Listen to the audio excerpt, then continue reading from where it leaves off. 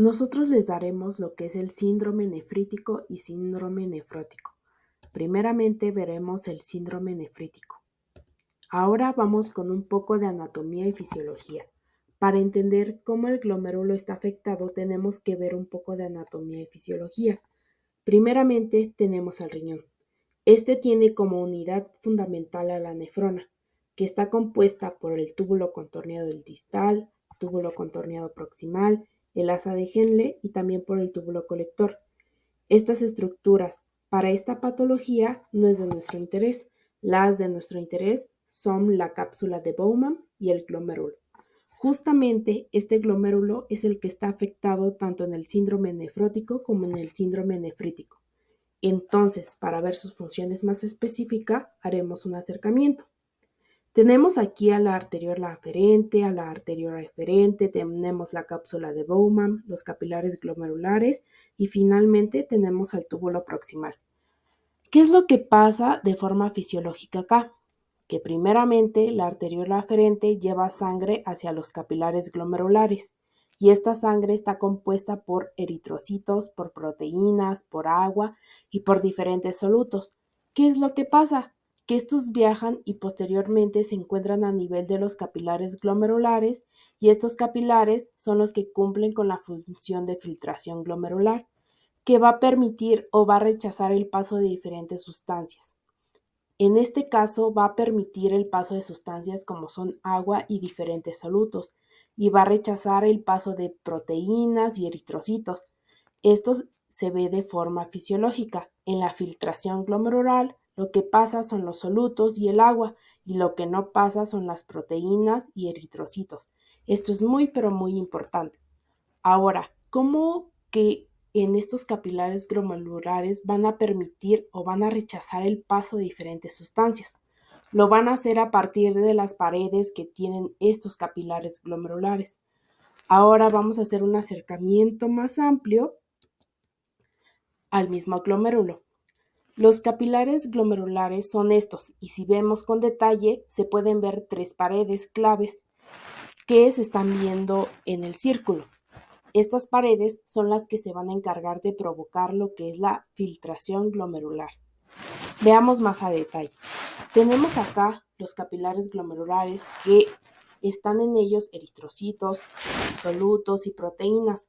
Como lo mencioné anteriormente, más arriba tenemos el endotelio capilar, más arriba está la membrana basal y más arriba tenemos los podocitos acompañados por sus pedícelos. Estos podocitos y estos pedícelos, recordemos que son componentes esenciales del glomérulo renal y desempeñan un papel crucial en la filtración de la sangre. Su función principal es formar y mantener la barrera de filtración glomerular que permite el paso de agua y pequeñas moléculas, mientras que retiene células sanguíneas, proteínas plasmáticas grandes y otros elementos que forman la sangre. Entonces, estas son tres paredes que forman los capilares glomerulares y la membrana basal son las que van a filtrar los componentes que vengan a partir de la arteria aferente. ¿Y esto cómo lo van a lograr?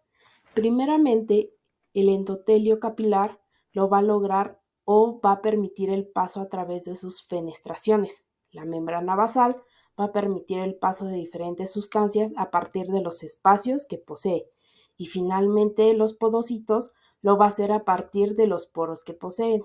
Ahora, ¿cómo es que van a rechazar el paso de diferentes sustancias? Lo van a hacer a partir de la carga que estos poseen, pues poseen una carga eléctrica negativa y generalmente las proteínas tienen una carga eléctrica negativa, lo que hace que se repelen. Por lo tanto, los componentes que pasan son agua y solutos y los componentes que no logran pasar estas tres paredes de los capilares glomerulares son en este caso las proteínas y los eritrocitos. Las proteínas principales, como sabemos, pues es la albúmina. Entonces, estos solutos, el agua, pues pasan fácilmente, pero las proteínas, por más que lo intenten una y otra vez, no pueden pasar los capilares y tampoco pueden pasar los eritrocitos. De esta manera funciona normalmente el glomérulo, permitiendo el paso de solutos y evitando el paso de proteínas y eritrocitos. ¿Qué es el síndrome nefrítico? Bueno, pues esta es una enfermedad que afecta a los glomérulos, los pequeños filtros de los riñones. Estos glomérulos son como coladores que permiten que la sangre se filtre y pues elimine toxinas y residuos del cuerpo. Cuando estos glomérulos se inflaman, pues no pueden funcionar correctamente y esto provoca una serie de problemas. Puede ser de origen autoinmune o posinfecciosa caracterizado por presentar hematuria, cilindros hemáticos, proteinuria no nefrótica y pues esto produce una disminución de la filtración glomerular con retención de sodio y agua. Y esto pues va a ocasionar hipertensión arterial, insuficiencia renal con oliguria y también edema. Bueno, pues en base a esta definición observaremos dos conceptos claves. Uno es de fisiopatología y el otro es de la clínica. De manera más sencilla, digamos que esta fisiopatología y clínica pueden resumirse fácilmente en dos palabras, que es inflamación glomerular. El síndrome nefrítico, a diferencia del síndrome nefrótico, sí presenta inflamación. Y tenemos una tríada característica del síndrome nefrítico que es hematuria, hipertensión arterial y edema, que bueno, vamos a ver más adelante. En cuanto a las causas, pues tenemos causas que pueden ser glomerulopatías primarias o glomerulopatías secundarias. Dentro de las primarias tenemos la glomerulonefritis postinfecciosa, la glomerulonefritis rápidamente progresiva, la cual tiene dentro de ella la enfermedad mediada por anticuerpos antimembrana basal glomerular. También tenemos la enfermedad causada por depósitos de inmunocomplejos y finalmente la glomerulonefritis rápidamente progresiva, pausa inmunitaria, y esta está caracterizada por presentar anticuerpos citoplásmicos antineutrófilos. Estos son más conocidos como ANCA. Bueno, en cuanto a la glomerulonefritis postinfecciosa, esta puede ser postestreptocócica o no postestreptocócica. Esto quiere decir que es provocada por algún tipo de agente infeccioso distinto. En cuanto a la glomerulonefritis rápidamente progresiva, generalmente en la parte histológica se va a encontrar con semilunas. Y bueno, a mí me parece importante señalar que a diferencia del síndrome nefrótico, podemos encontrar que la principal causa se deberá por lo general a causas autoinmunitarias o a causas postinfecciosas, como por ejemplo inmunocomplejos, anticuerpos ANCA y demás. Ahora hablemos de las causas secundarias que pueden provocar este síndrome. Tenemos principalmente enfermedades sistémicas, como por ejemplo lupus eritematoso sistémico, polivasculitis microscópica, que esta afecta a los pequeños vasos sanguíneos de los riñones. También tenemos crioglobulinemia, que en algunos casos, los complejos de crioglobulinas pueden depositarse en los glomérulos y esto pues los va a dañar. En cuanto a la vasculitis necrosante, puede afectar los riñones causando una glomerulonefritis necrotizante, que pues es un daño grave a los glomérulos. Y por último, pues tenemos el síndrome de Goodpasture, que este ataca los glomérulos y los capilares pulmonares, causando una glomerulonefritis hemorrágica, o sea que hay un sangrado de los glomérulos, en los glomérulos. Y bueno, lo que tienen en común, todas estas causas, es que van a provocar a la larga en el glomérulo capilar directamente una inflamación capilar. Y ahora que ya vimos cómo funciona de manera normal el glomérulo, veremos qué es lo que pasa en la fisiopatología del síndrome nefrítico. Bueno, lo que va a suceder es, como se había mencionado en un inicio, en la definición, pues es que va a haber una inflamación a nivel glomerular y esta inflamación va a ser clave, ya que es un signo característico que diferencia la fisiopatología del síndrome nefrítico respecto al síndrome nefrótico. Recordemos que en el síndrome nefrótico va a haber un aumento de la permeabilidad capilar glomerular, mientras que en este síndrome hay directamente una inflamación glomerular. ¿Y a qué se va a deber esta inflamación? Bueno, hay distintas causas lo que provocan pues esta inflamación. Principalmente van a ser depósitos de inmunocomplejos, alteraciones a partir de los anticuerpos. Entonces, ¿qué es lo que va a pasar acá? Que estas principalmente van a atacar a nivel de la membrana basal glomerular, la cual esta va a estar mediada por anticuerpos, como podemos ver aquí, y también va a haber depósitos de inmunocomplejos que, pues como sabemos, básicamente son la unión de antígeno con anticuerpo. Entonces tendremos aquí diferentes anticuerpos, como por ejemplo las IgG, aunque también puede haber las IgA, y también tenemos inmunocomplejos o incluso ANCA, que estos van a ser anticuerpos citoplásmicos antineutrófilos. Y bueno, ahora, ¿qué va a provocar o qué van a provocar todos estos anticuerpos e inmunocomplejos? Bueno, lo que van a provocar básicamente va a ser una reacción inflamatoria a nivel de toda la membrana capilar glomerular. Por lo tanto, van a dañar a la misma. ¿Y cuál va a ser la parte que más va a salir afectada? Bueno, pues principalmente va a ser el endotelio, provocando una inflamación de esta manera, como podemos ver aquí en la imagen. Y al inflamarse, ¿qué es lo que va a pasar? Bueno, pues que los espacios por los que pasaban los diferentes componentes de los capilares se van a ensanchar. Las fenestraciones van también a estar mucho más grandes, y por lo tanto los elementos de los capilares, como por ejemplo los eritrocitos, los solutos, que en este caso están representados con esas bolitas amarillas, el agua, que está representada con esas bolitas blancas, y las proteínas, que están representadas con esas bolitas azules, pues van a pasar con mucho más facilidad. Entonces, veamos. Como los solutos van a pasar muy fácilmente hacia la cápsula de Bowman, aquí vemos también cómo el agua pasa muy fácilmente junto con los solutos. Y aquí es donde va a comenzar la parte patológica, ya que las proteínas ya van a pasar también por estas fenestraciones, recordando que normalmente esas no tendrían que estar pasando, pero pues ya van a empezar a pasar y van a llegar hasta la cápsula de Bowman. Pero algo importante que debemos saber es que si bien van a pasar las proteínas, no van a pasar tanto como en un rango nefrótico. Ahora, otra gran diferencia del síndrome nefrítico, que diferencia del síndrome nefrótico, es que acá sí van a pasar los eritrocitos hasta la cápsula de Bowman, y por ende después, posteriormente, pues estas van a ser eliminados a partir de la orina. Bien, veamos. Tenemos aquí primeramente a las proteínas, que como les mencioné hace un momento, van a estar representadas con esa bolita azul, que se van a encontrar en orina. ¿Y a esto cómo se le llama? Bueno, pues se le denomina como proteinuria, que va a ser la presencia de proteínas en orina. Ahora, como les mencioné hace un momento y que debemos recordar, que es un dato muy importante, es que es una proteinuria no nefrótica, porque no llega a los valores nefróticos. Bien, en esta patología ya podemos observar también sangre a nivel de la orina.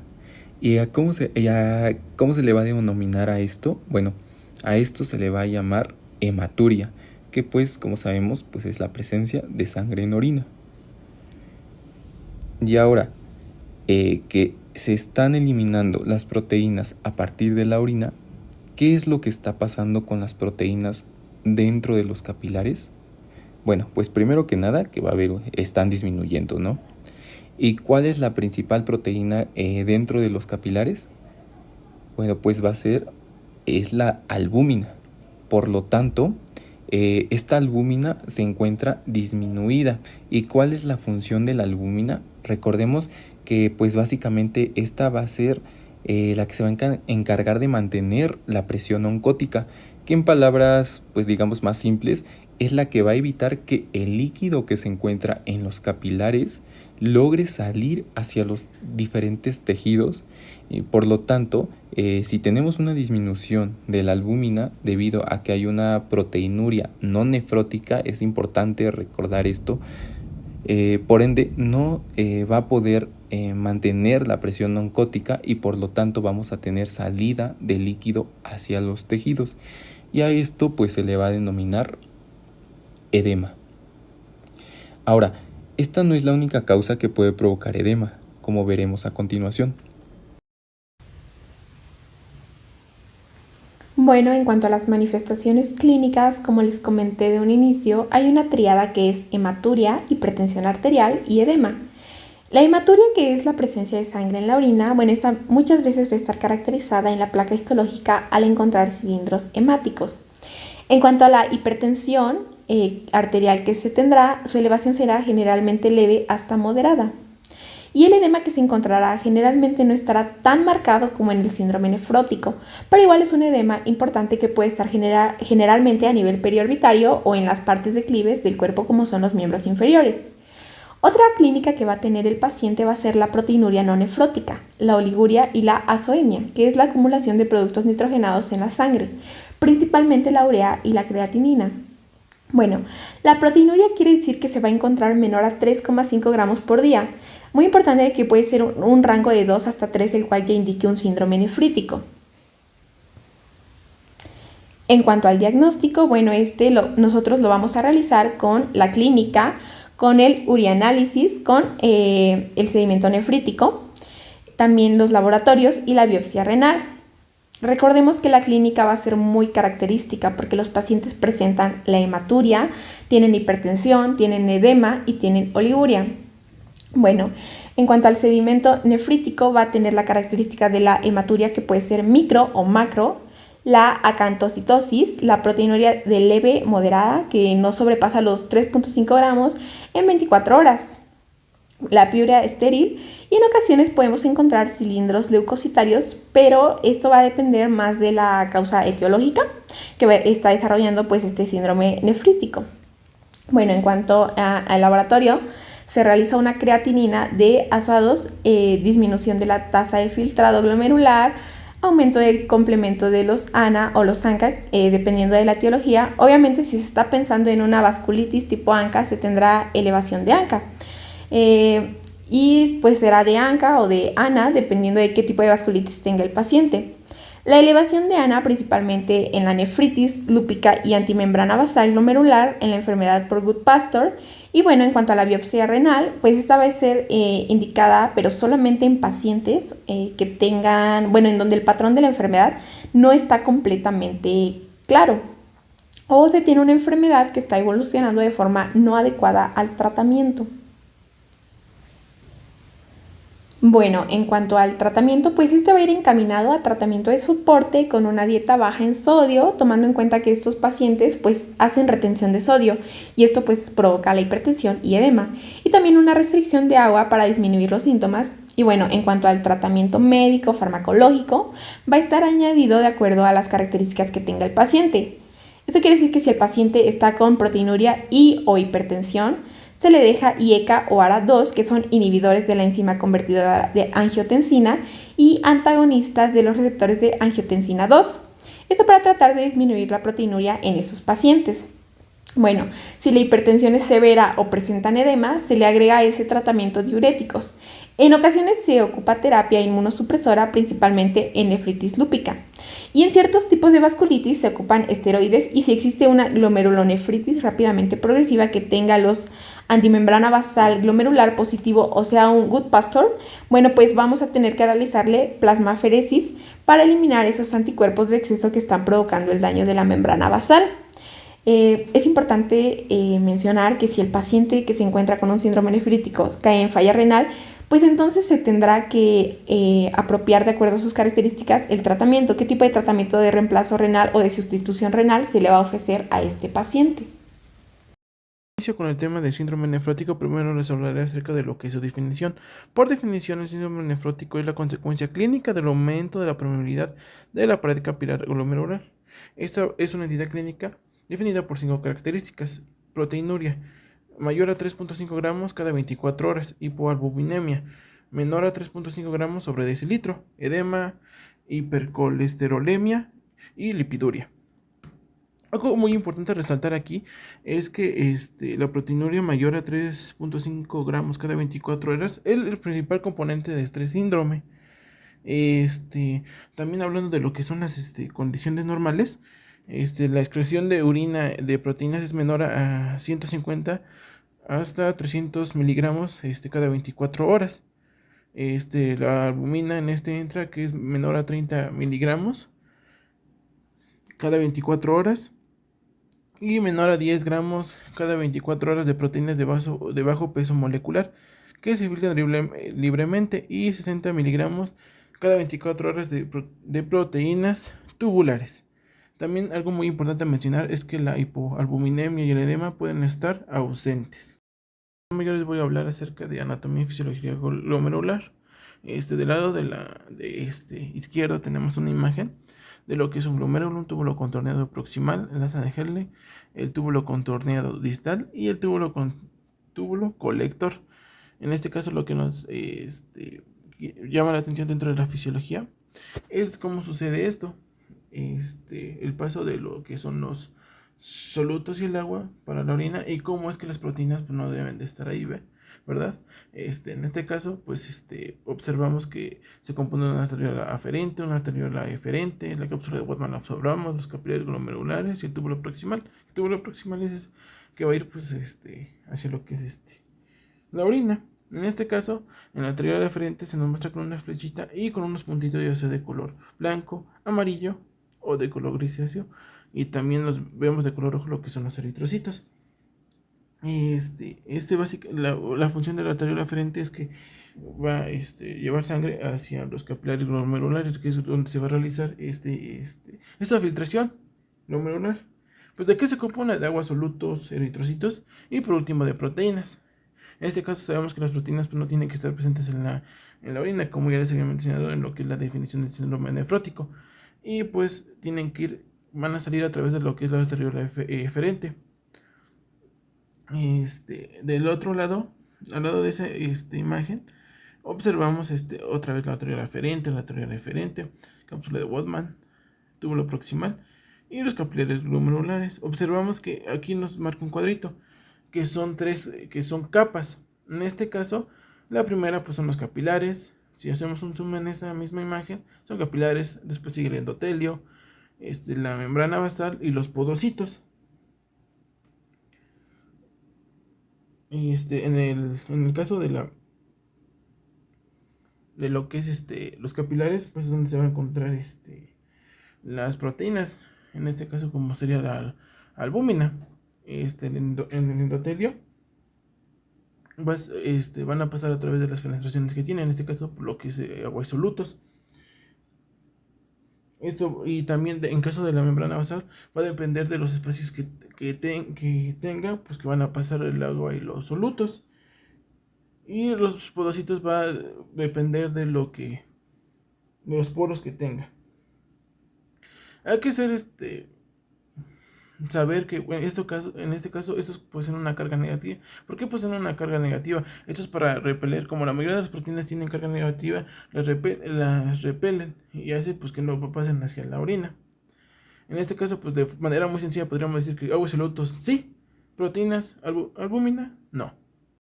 Ahora vamos a la parte que realmente nos interesa, que es la fisiopatología del síndrome nefrótico. Como ya les había dicho, por definición es un aumento de la permeabilidad capilar glomerular. Ya observamos lo que es la fisiología normal en este caso. Básicamente, el aumento de esta permeabilidad capilar lo que va a causar es una lesión importante en los podocitos. ¿Y esto qué va a hacer?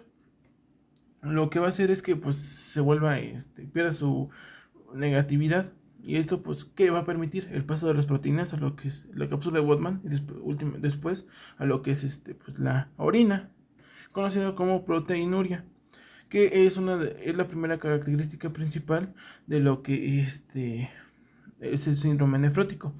Cabe aclarar que a diferencia del síndrome nefrítico, en el nefrótico no hay ninguna inflamación. En este caso, pues sabemos que dentro de, en los capilares están la membrana basal, el endotelio, la membrana basal y los podocitos. En este caso, en los capilares, pues aquí observamos que se encuentra agua, solutos, eritrocitos y pues lo que son las proteínas. La albúmina es la principalmente que se encuentra.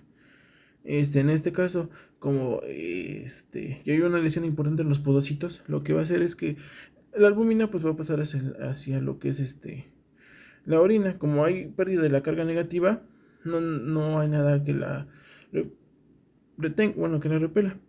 Y en este caso pues pasa hacia lo que es la orina. Y en el caso de los capilares lo que va a ver pues va a ser una hipoalbuminemia. Aquí tenemos el segundo la segunda característica de lo que es el síndrome nefrótico. ¿Y cómo llegamos al edema? En el caso del edema, como hay una pérdida de la albúmina, la albúmina tiene una función muy importante. En este caso es que mantiene la presión oncótica. ¿Qué es la presión oncótica? Básicamente nos dice que esto, o lo que permite, o para lo que sirve la presión oncótica, es que el líquido que se encuentra dentro del torrente sanguíneo no salga hacia los tejidos. En este caso, como a falta de albúmina en el torrente sanguíneo, pues va a salir hacia los tejidos, y lo que va a causar es un edema generalizado. Pero como ya les había mencionado anteriormente, la principal pues la proteinuria, que la proteinuria pues es básicamente la proteína, se expresa la proteína en lo que es la orina. Y en este caso, pues la hipoalbuminemia y el edema pues no son tan frecuentes, pero sí son características que se deben de tomar en cuenta. Ahora seguimos con lo que es siguiendo con la fisiopatología. Lo que va a hacer es que el hígado, lo que va a producir en este caso, como va a haber falta de albúmina en el torrente sanguíneo, lo que va a hacer, pues él mismo va a decir, pues sabes que me falta, necesito producir más. Y esto nos va, sí va a hacer eso, pero también lo que va, de lo que se va a encargar el hígado también es de producir más lipoproteínas. Y esto nos va a llevar a unas hiperlipemias.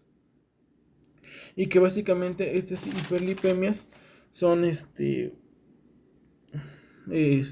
colesterol, ya sea HDL o LDL. En este caso, pues básicamente me lo va a llevar a lo mismo de lo que sucede en las proteínas, que en este caso pues cambia, es una lipiduria, que es la pérdida de lípidos pues a través de lo que es la sangre, y es lo que básicamente consiste lo que es la fisiopatología del síndrome nefrótico. Como les mencionaba anteriormente en lo que fue la definición de síndrome nefrótico, su entidad clínica posee 5 características fundamentales. Una de estas pues es el edema, y nos menciona que dentro del cuadro clínico es la manifestación principal, que inicialmente se presenta en zonas de declive como en las extremidades inferiores y se extiende de manera ascendente hasta el área genital, la pared abdominal, incluso periorbitario. En este caso pues les traigo una imagen de lo que es un edema periorbitario, en este caso era una niña pequeña.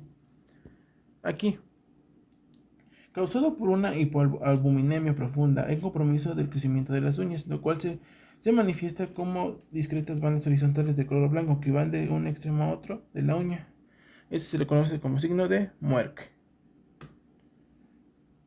Y observamos lo que son las uñas para que se lo vean de una manera más sencilla, y así pues no se lo estén imaginando. En este caso pues observamos en la imagen que son varias bandas blanquecinas paralelas a la lúnula en las uñas del segundo al quinto dedo de la mano izquierda, en este caso, que es causado por una hipoalbuminemia profunda, por lo que es el síndrome nefrótico. También aquí les traigo una imagen de lo que es una dislipidemia grave del síndrome nefrótico. Esto favorece el depósito de lípido en el área periorbitaria, lo cual se denomina santelasma.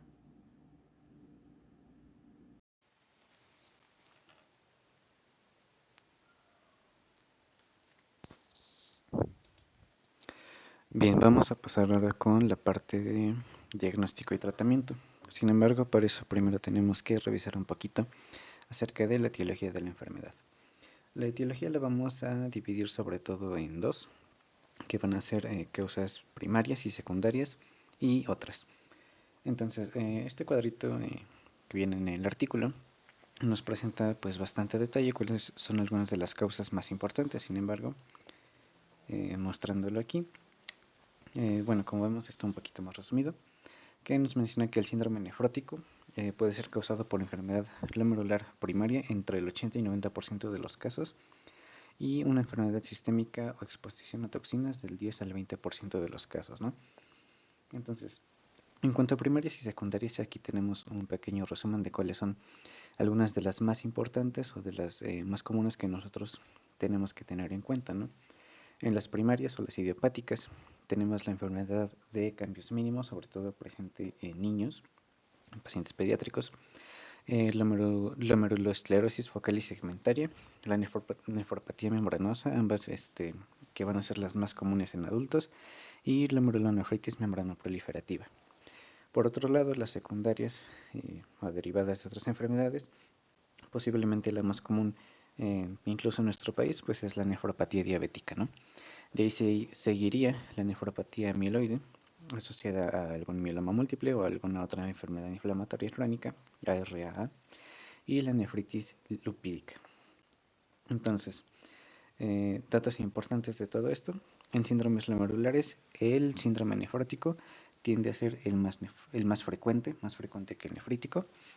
En una población adulta, la nefropatía diabética va a ser la más común. En pacientes mayores de 60 años vamos a tener la presencia de glomerulopatía membranosa, y en pediátricos infantil va a ser la enfermedad de cambios mínimos. Sin embargo, pues no son todas, ¿no? Como mencionábamos, tenemos algunas otras causas que son las que están hasta el final. En este caso vamos a tener sobre todo enfermedades sistémicas, como ya mencionábamos, nefropatía diabética, amiloidosis, entre otras. La presencia de neoplasias también puede ser importante, ¿no? Cualquier tumor sólido como algún carcinoma, algún sarcoma, presencia de linfomas, enfermedades como leucemia, también en infecciones. Por ejemplo, es importante resaltar aquí el VIH, la glomerulonefritis, hepatitis B y C también puede estar presente, también por agentes como el citomegalovirus, Epstein-Barr, entre otras, ¿no? Trastornos hereditarios, que son todos los que nos menciona aquí, pues son predisposiciones que vamos a tener, ¿no? En la administración de fármacos también, sobre todo tener en cuenta la aplicación de AINES, de penicilina, de captopril, y un poquito menos común, pero igual presente, patologías obstétricas, que puede estar presente en preeclampsia asociada al embarazo, evidentemente, ¿no? Entonces, pasando a lo que es la parte del diagnóstico, el diagnóstico se realiza principalmente con la cuantificación de proteínas en orina, ¿no? Entonces es uno de los signos más importantes, por ende tiene que ser una de las cosas que vamos a evaluar primero. Tenemos como opciones estas dos: la tira de orina cualitativa, que pues es esta de aquí. Esta simplemente nos va a ayudar a determinar si existen proteínas en orina o no. Entonces nos lo muestra con crucecitas o con rayitas que son mayores a 3, que únicamente nos indica que sí, efectivamente tenemos presencia de proteínas, pero pues no nos dice cuánto. Entonces es un poquito inespecífico, pero nos puede guiar un poco. Y pues esta misma tira de orina nos puede ayudar a determinar si existe sangre en dicha orina o hematuria, pues, que nos puede ya guiar un poquito más entonces a cuál es el diagnóstico etiológico, es decir, una glomerulonefritis. Como dato simplemente, esta es una fotito de una muestra de orina. Lo que resalta aquí pues es la cantidad de espuma que presenta, indicador de que hay proteínas que se están tirando por medio de esta, ¿no? Entonces, ahora sí, el diagnóstico definitivo para el síndrome nefrótico se va a realizar con la recolección de orina y la cuantificación de proteínas a lo largo de 24 horas, ¿no? Esto se envía al laboratorio y nos va a decir, como ya veíamos en la definición, que van a ser un desecho de 3.5 gramos de proteínas o mayor a lo largo de 24 horas. Entonces, sin embargo, pues aquí hay un detalle, ¿no?, que nos mencionaba el artículo, que básicamente es designarle la tarea al paciente o a su cuidador en caso de que lo tenga, y por ende pues va a ser un poquito complicado que la recolección de la muestra pues sea sea adecuada, ¿no? ¿Qué vamos a hacer nosotros como personal de salud? Pues determinar si la muestra que nos están llevando es efectivamente una muestra viable. ¿Cómo vamos a hacer eso? Pues cuantificando cuál es la relación que tiene con la cantidad de creatinina. Entonces, esta es la fórmula que nos presentaba. Se calcula el cociente de la creatinina nuevamente en laboratorio, que se mide en orina a lo largo de 24 horas, y lo vamos a dividir entre toda esta operación. 140 menos la edad por el peso en kilogramos por 0.2 por 0,85. Y dependiendo de si el valor es menor a 0.75 o si es mayor a 1.25, la muestra no es apta o no es adecuada. Es decir, tiene que estar oscilando entre estos dos. Una vez que ya lo tenemos, entonces ahora sí la podemos mandar a análisis y nos puede emitir un diagnóstico. Bueno, esa es una parte, la de las 24 horas. La siguiente es la relación de proteína y creatinina en la muestra de orina. Es más o menos igual. Este es un índice mayor, 3.5 gramos sobre gramo, proteína y creatinina. Sin embargo, el detalle con esta es que es una sola muestra, es una sola orina. Comúnmente la de la mañana se desecha el primer chorro para evitar ahí tener alteraciones diurnas. Se recoge y se puede evaluar. Entonces, ¿cómo se hace esto? Bueno, la relación, como ya dijimos, es una división. Entonces, si es menor a 0.2 se considera una relación normal. Si es de 0.2 y 0.5 puede ser una proteinuria leve. Y si es mayor a 0,5 ya nos indica una proteinuria significativa. Y por definición también, si es mayor a 0,5 ya es síndrome nefrótico. En cuanto a los análisis de laboratorio que podemos nosotros observar o pedir, en primero pues está evidentemente el uroanálisis, que mediante un sedimento vamos a tener estos datos: lipiduria por la mayor síntesis de ácidos grasos, cilindros grasos con cruz de maltasa en luz polarizada, vamos a observar ahí las gotitas de grasa en la muestra de orina, cilindros de células epiteliales, hematuria con acontocitosis, como ya veíamos, y cilindros de glóbulos rojos, que puede indicarnos indicios de glomerulonefritis concomitante para comenzar el diagnóstico etiológico. Laboratorios, pues alteraciones en todo, ¿no? Biometría hemática, la relación con de hemoglobina con hematocrito. Una alteración pues es indicativo de una hemoconcentración. En química sanguínea tenemos creatinina elevada, BUN elevado y sodio bajo, de ahí uno de los indicadores del edema. Proteínas séricas disminuidas. Los factores de coagulación, hay algunos que están disminuidos y unos aumentados. Disminuidos AT3, proteína S, plasminógeno, y en elevados tenemos fibrinógeno y el dímero D. En el perfil lipídico pues vamos a tener hiperlipidemia, niveles de vitamina C disminuidos y algunos marcadores inflamatorios elevados. Y ya finalmente tenemos la biopsia renal. La biopsia renal va a ser el último medio de diagnóstico cuando no se tiene una etiología conocida, ¿no? Es decir, si nuestro paciente es diabético, pues ya sabemos que a lo mejor el síndrome nefrótico tiene su origen ahí. Sin embargo, si no hay una etiología conocida o si es difusa y queremos confirmar, pues se realiza la biopsia renal. Todos los adultos con síndrome nefrótico se tienen que valorar con biopsia. Sin embargo, la biopsia va a estar reservada para pacientes pediátricos, por una parte sí, porque es muy invasiva, y por otra parte porque, como ya veíamos, la mayor incidencia que tiene en pacientes pediátricos pues va a ser con una enfermedad de cambios mínimos. Entonces, esta enfermedad de cambios mínimos, ahorita lo vemos en tratamiento, responde comúnmente a corticoides,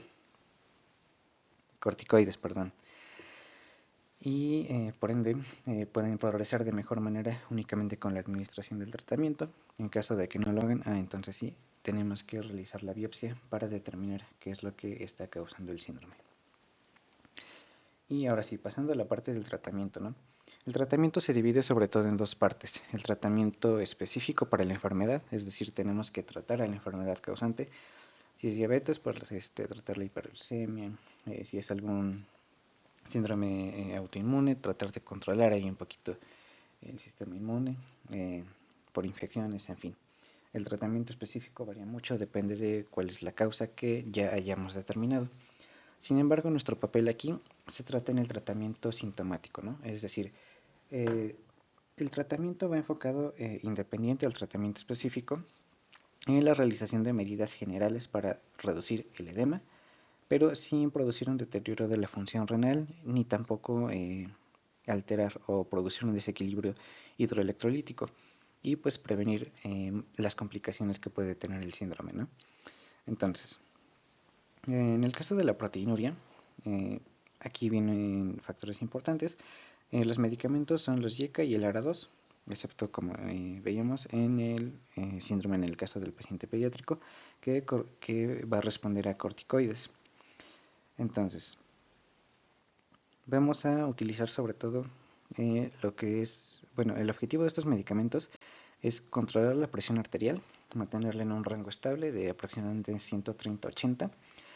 Vamos a reducir la proteinuria y con ello la agravación de la enfermedad renal.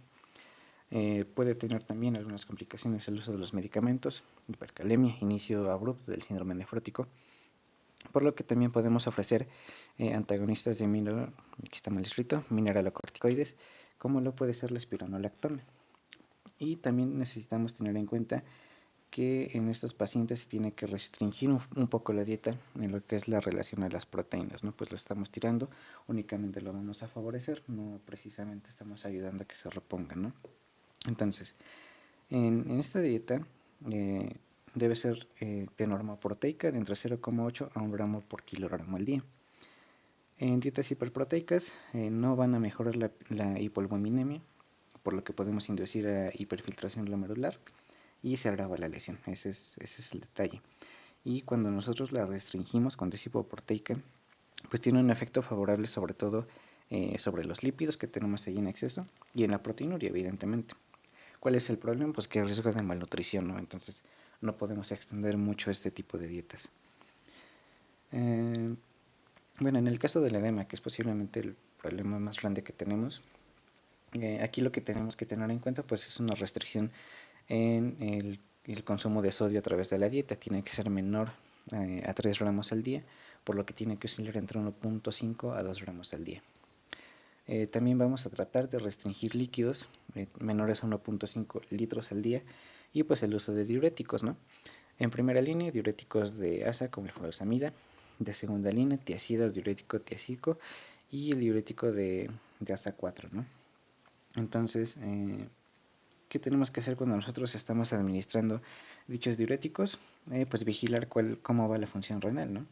Vigilar cuáles son los signos que tenemos en la pérdida de volumen y monitorizar cuál es la respuesta que está teniendo mediante diuresis y función renal.